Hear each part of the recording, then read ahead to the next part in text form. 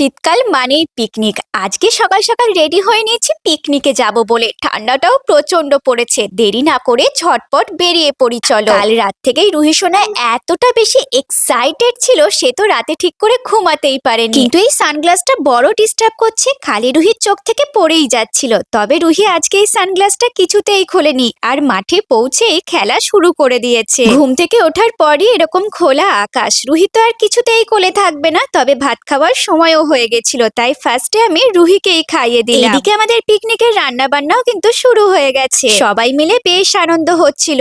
এই সাইডে হচ্ছিল কাবাব। পিকনিক মানেই তো প্রত্যেকবারই দেরি হয়, তাই আজকে একটু তাড়াতাড়ি সবকিছু স্টার্ট করে দেওয়া হয়েছিল।